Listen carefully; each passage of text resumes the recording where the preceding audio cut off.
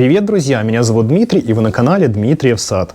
Сегодня вы узнаете, что необходимо иметь для ухода за садом. Речь пойдет про инструменты, а также различные средства защиты для сада. Итак, мы опять находимся в магазине «Процветок», и я хочу показать, что здесь есть в ассортименте и те вещи, которые вот я собираюсь как раз-таки купить. И первая вещь, которую я нашел здесь, это прям вот редко бывает в продаже, это садовый вар в виде спрея. Очень удобная вещь. Вам не надо растапливать его, там что-то, значит, замазывать руками и так далее, и так далее. Вот вы сделали спил, срез какой-то, открыли флакончик, нажали, и все, и у вас срез замазан. Очень удобная такая штучка. Обратите внимание, если увидите в магазине, купите. Упрощает жизнь очень серьезно. Не нужны никакие замазки. Вот образуется такая тоненькая пленочка, и все хорошо под ней заживает. Дальше хочу показать еще одну вещь. У меня в руках стимулятор такой, регулятор роста, Эпин называется. Здесь в магазине он тоже продается. И вот был вопрос про туи. Как восстановить, значит, хвою весной, когда вот туи подгорают, какая-то стрижка проводится, стрессовые ситуации. И вот лучшее средство для восстановления хвойных деревьев, это могут быть туи, там можжевельника, какие-то сосны, кедры и так далее, и так далее. Особенно в весенний период это Эпин. Эпином обрабатываете хотя бы один раз, можно 2 раза сделать обработку, и очень хорошо восстанавливается вот эта хвоя. Поэтому очень-очень рекомендую. Даже если у вас хвоя на туях где-то не подгорела, просто после стрижки сделайте обработку Эпином. Очень хорошо снимает Эпин стрессовую нагрузку. Поэтому, опять же, обратите на этот препарат внимание. Что еще понадобится? Понадобится, если у вас есть старый сад, есть дупла, какие-то большие обширные трещины, и их нужно, конечно же, замазывать, чтобы вот туда не попадали никакие инфекции, влага и не происходило дальнейшее разрушение ствола дерева. И есть вот здесь такая специальная сухая смесь для пломбирования, значит, дупел деревьев. Вот продается здесь в магазине. В таких вот пакетах. Конечно же, если дупло какое-то большое, может, придется и 5 таких пакетов купить, но здесь уже очень хорошая такая смесь. Причем и она еще и обеззараживает вот эти раны. Поэтому, опять же, кто не знает, чем заделывать, здесь в магазине «Процветок» вы найдете. Дальше в руках у меня есть еще замазка садовая. Вот так вот она выглядит в баночке. И вот посмотрите, это по сути садовый вар, да, в такой баночке. Для чего его использовать? Все-таки спилы какие-то, да, серьезные раны садовым варом я иногда и не замазываю. Не всегда он подходит для замазки спилов и каких-то трещин. Образуется плотная вот такая маслянистая, значит, плотный маслянистый налет, и там древесина может подпривать. Поэтому я все-таки стараюсь пользоваться либо вот таким спреем, либо есть садовая еще замазка живица, вот ей пользуюсь, либо обычной краской какой-то масляной, если это обширные спилы и срезы.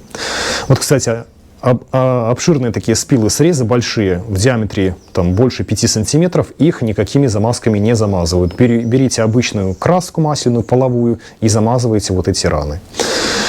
Значит, а вот этим я замазываю после прививки, значит, черенки. Вот когда я делаю прививку черенком, образуется, значит, такая рана, да, на пеньке, и сверху черенок остается открытым. И через этот вот верхушечку иногда испаряется влага, и черенок засыхает, не приживается. Поэтому вот как раз-таки для прививки я всегда садовый вар использую.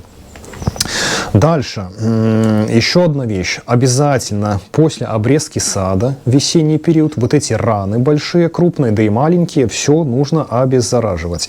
Естественно, все раны, каждую ранку, каждый срезик вы обеззаразить не сможете. Это очень длительно. Может и сможете, но время понадобится. Значит, чем обеззаразить вот полностью, чтобы сделали обрезку и все дерево. Лучший вариант вот эти все раны обеззаразить, это сделать ранневесеннюю обработку бордоской жидкостью. Здесь в магазине она она, кстати, тоже продается. Ранней весной плодовый сад обрабатываем 3% раствором бордоской жидкости, то есть жидкость сильной концентрации. Почему именно бордоской жидкостью, а не медным купоросом? Дело в том, что медный купорос, вот раствор медного купороса, он сам по себе очень такой, имеет высокую кислотность, токсичный, и он быстро смывается затем дождями. А когда добавляется известь, известь гасит вот эту излишнюю кислотность и помогает раствору закрепиться на ветвях. И медный купорос, не медный купорос, бордоская жидкость вот эта на деревьях держится очень долго, и несколько месяцев она не смывается дождями. Что касается железного купороса, железным купоросом сад обрабатывают в осенний период, и железный купорос имеет менее сильный обеззараживающий эффект, фунгицидный эффект. Железный купорос в большей степени направлен на борьбу с мхами и лишайниками. Вот если у вас старый сад и деревья покрылись мхами и лишайниками, можете и весной, опять же, до распускания, до набухания почек, сделать обработку железным купоросом 5% раствором, то есть 500 грамм железного купороса на 10 литров воды. По поводу садового инструмента сейчас. Вот посмотрите, здесь есть вот такая ножовка специальная, садовая, Брадос. Кстати, это профессиональный инструмент. И она изогнутая. Вот именно вот такие изогнутые ножовки, это ножовки для сада, чтобы при обрезке ветвей не образовывались сильные зазубрины. Вот, поэтому такая изогнутая дуга, специальные зубья. И вот эта ножовка с крупным зубом таким, это для обрезки больших ветвей толстых. Если ветки какие-то потоньше, лучше использовать сучкорезы. Сучкорезы могут достаточно крупные ветки срезать, а для мелких веточек обычные секаторы используют. Вот здесь они также в продаже есть. Различные секаторы, различные модели для сада. Значит, что еще хочу показать? Я уже, наверное, показывал. Здесь вот есть такая специальная пилочка, она складная. Вот, допустим, вот эта большая, да, и когда где-то на габаритных деревьев нужно залазить наверх, обрезать, вот такие пилки неудобно с собой брать. Я люблю пользоваться вот такой маленькой пилочкой складной. Просто в карман ее забросили, и удобно везде с ней лазить по деревьях, по кронах, и удобно использовать для обрезки. Несмотря на то, что это не профессиональный инструмент, вот эта пилка, но у нее, как на удивление, очень качественный металл. Вот у меня уже давно вот такая же пилочка, точно такая же, очень хороший металл. Уже не один год ей пользуюсь. Вот поэтому, опять же, присмотритесь к этому инструменту. А раз уж мы в этом отделе стоим с садовым инструментом, хочу еще показать, здесь продается ручная коса. Значит, это семерочка. То есть, да, небольшого размера коса, можно в саду ей пользоваться. Что хочу сказать про такого вида косы. Посмотрите, вот если взять ее в руку, она очень увесистая. Видно, что здесь плотный металл, и металл будет плохо поддаваться, значит, клепанию. Вот. Такую косу можно лишь натачивать на наждаке, а затем уже дополнительно молотком где-то постучать, подвытянуть этот металл, чтобы более острое было. Если вы выбираете косы, выбирайте косу более легкую. Вот это вот она, ну, видно, что очень-очень плотный металл. Все-таки самые лучшие косы были, когда вот они делались еще при Советском Союзе, где-то сейчас, может, на складах еще и продаются на старых, либо в каких-то хозяйственных магазинах.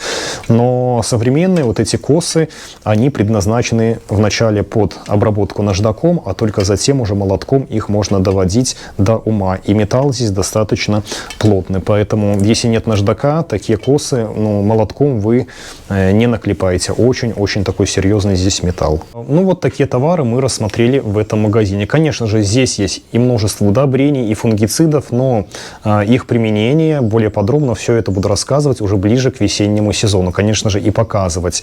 Если у вас есть какие-то вопросы про сад, про какие-то уходовые моменты, про инструмент, можете писать комментарии, я буду на них отвечать. На этом все. Спасибо за лайки и подписку. До новых встреч.